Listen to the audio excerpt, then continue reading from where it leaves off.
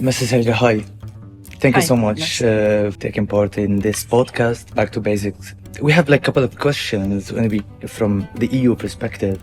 What are the primary objectives of the EU support to the CSOs in Syria and how they align with the needs of the Syrian people and of like youth in particular? The EU works primarily through CSOs in the Syrian context because we don't work with de facto authorities in any of the areas of Syria. So we work very much on the community level. We also have a whole of Syria approach where we try as much as possible also to work with organizations and to have projects that are working in different areas of Syria at the same time, rather than having something working in the northwest, something in the northeast, or in regime-held areas.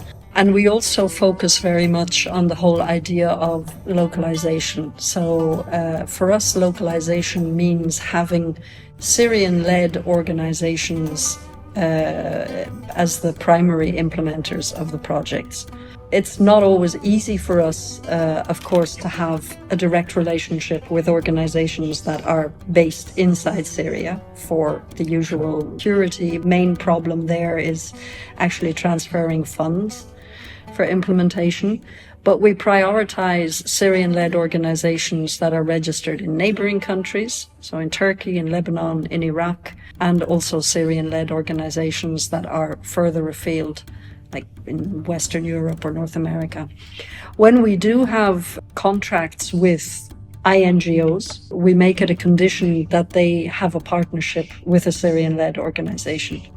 And in fact, in our last call for proposals, out of 10 new contracts, 7 of them were with Syrian-led organizations. In terms of aligning what we do with the needs inside Syria, we have something called the Roadmap for EU Engagement with Civil Society. And our roadmap is a little bit different to the roadmaps that are usually done by delegations, which I think describe more what the EU will do to support civil society. What we did was through consultations and then through validation workshops through our online platform, we tried to understand what Syrian civil society's priorities were. So what they want to do over the medium to longer term. And what we are doing now is trying to find ways to support Syrian civil society to achieve those objectives. So that's through a call for proposals or through programming of other assistance that we provide. And we also have now the possibility, again, working with civil society and with our platform, to do the monitoring of the roadmap to understand whether we're being successful and whether Syrian civil society is being successful in achieving its objectives.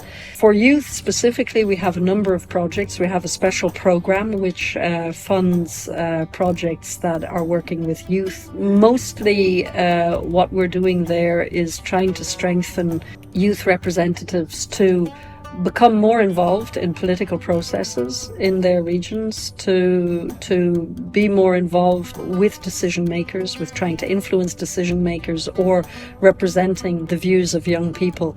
And it's important to note that it's not just young people as individuals. They have actually gone through this process of debating, of putting up their own policy proposals, and they have been voted on by quite a large number of young people, and they've been selected as their representatives. So it's a sort of a simulated parliament for youth. So they do have this representative power, and we hope that that's something that will give young people a taste for being involved in political processes and maybe keep them interested in doing that even after the project finishes.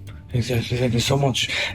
Going further with the EU Syrian CSOs partnership, how do you see the EU's role, let's say, in helping these CSOs, and what are the challenges that they are facing in these kind of collaborations and partnerships? Well, I mean, we are, though some people think that we are not the boss of CSOs in this relationship. I think that the EU for civil society, not only in Syria, everywhere, I mean, in the previous contexts I've worked in as well, the EU role is one of facilitator. I mean, we're there to strengthen civil society organizations, to do whatever we can to strengthen those organizations so that when at some stage funding from donors disappears, as it should, I mean, it shouldn't be something that's there permanently, those organizations are able to function and work with their communities and represent their communities' needs autonomously without having funding. In Syria, I think there are more challenges than I have encountered probably in most of the other countries I've worked in, and I've worked in maybe 5 or 6 different countries working on civil society development. It's never boring in Syria. As soon as you think things are running well, then some other problem arises, whether it's to do with security issues or logistical issues, the funding of organizations. It never runs smoothly. There is always some problem. But I think that, it makes the organizations also very resilient. And I think that even in the 4 years that I've been working on Syria, I see that the capacities of the organizations have really grown. I mean, of course, you have all sorts of different organizations. You have very small local organizations. You have medium ones. You have already the ones that have been working on quite large projects for several years. But there's a role for all of those different organizations. I mean, they should exist in civil society. But I think that in general, despite all of the difficulties that we encounter, and I'm an optimist by nature, but I think things are going in the right direction. Going back to the projects and the programs, you already mentioned one of the projects that particularly focus on youth. Can you describe some of the EU-funded programs that CSOs offer to Syrian youth? You already described many challenges, and the road is always full of surprises and shocks somehow in Syria. So how effective have they been, these kind of projects? Well, I mean, the effectiveness of civil society projects is something I think that's quite difficult to gauge, because the support to civil society is something that happens over the long term. Unfortunately, the EU, like many other donor organizations, they're organizations that function with the idea of having results that they can show quite quickly.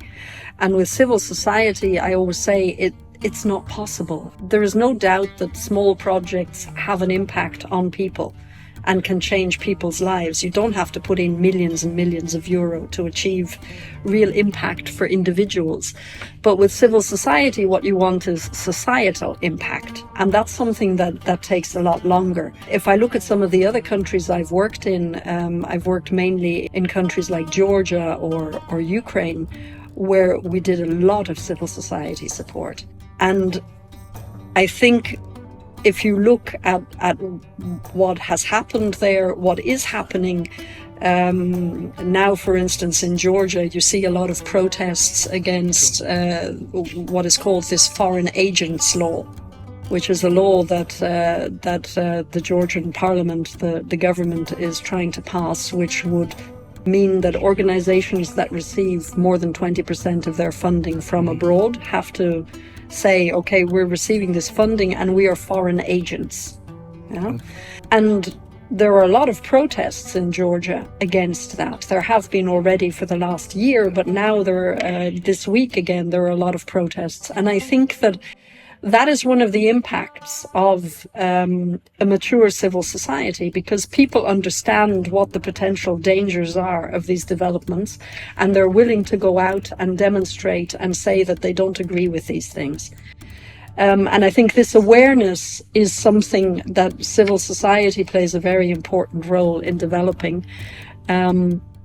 And I hope that the support that the EU has given in the past to civil society in Ukraine, in Georgia, and now in Syria is something that brings about this level of awareness and this willingness to stand up for what people believe in.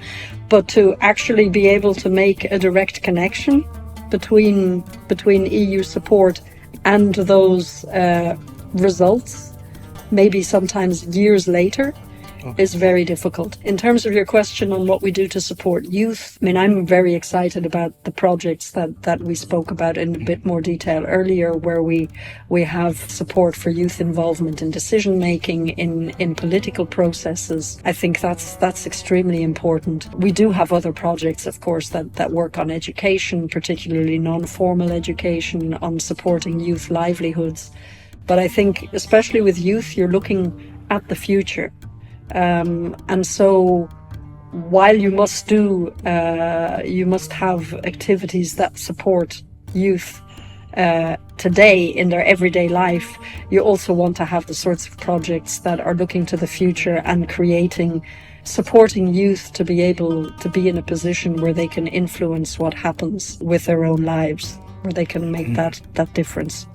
Thank you so much. Talking about the future, what's the vision of the EU's collaborations with Syrian CSOs, and what steps have been taken to realize or to achieve this vision? Well, I mean, I think the vision is that we want to support civil society to be in a position to have the capacity to bring about the sorts of change in their everyday lives, the lives of their communities, but in the future of Syria that they wish to see.